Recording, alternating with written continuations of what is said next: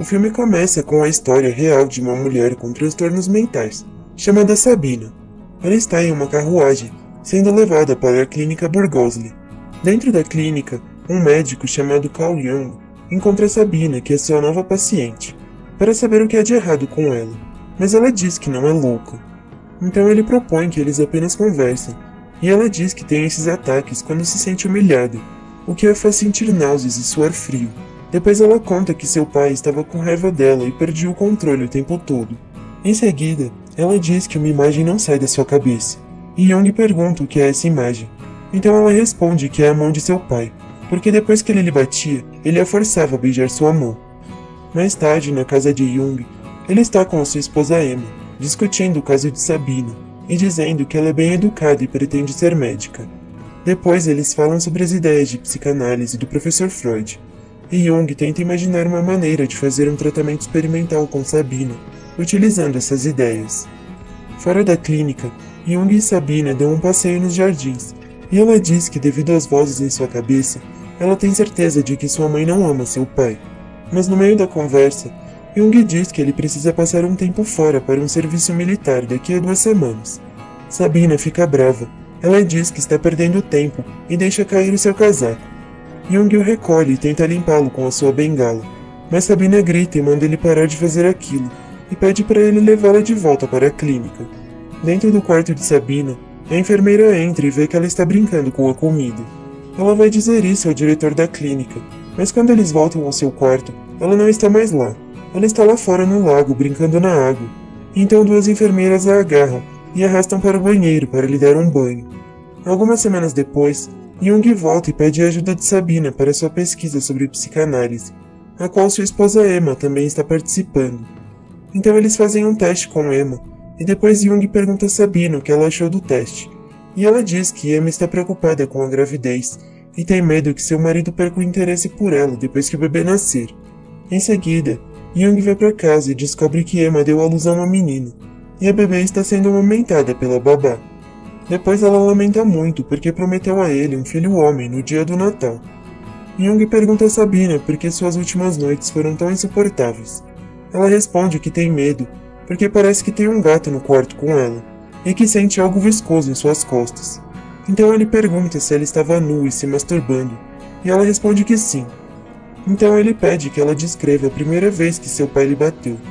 Ela diz que foi quando ela tinha 4 anos, porque ela havia quebrado um prato, o que fez com que seu pai lhe dissesse para ir ao quartinho e tirasse a roupa.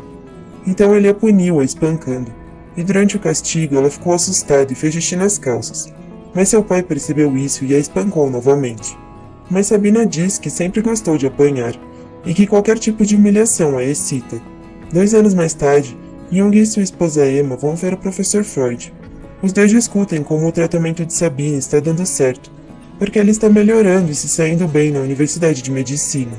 Eles também falam sobre suas diferentes teorias sobre a psicanálise.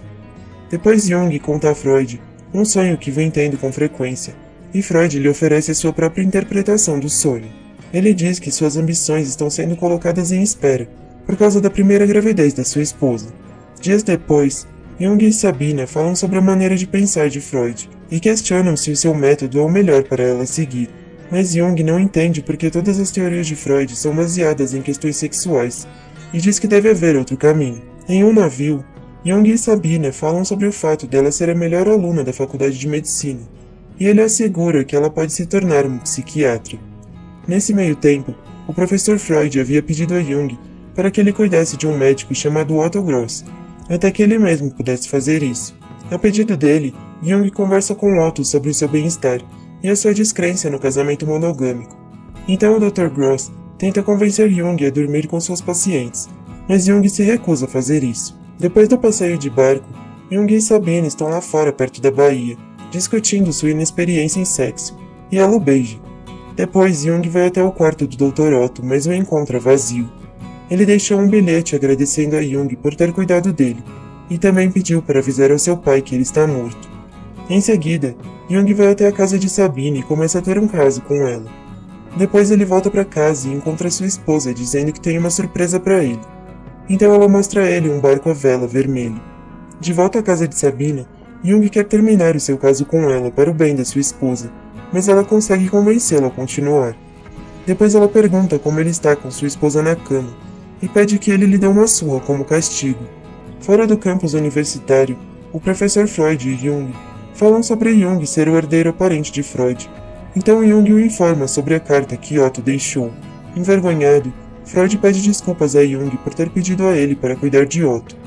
Mais tarde, no escritório do professor Freud, os dois discutem sobre suas teorias e suas aplicações na psicanálise.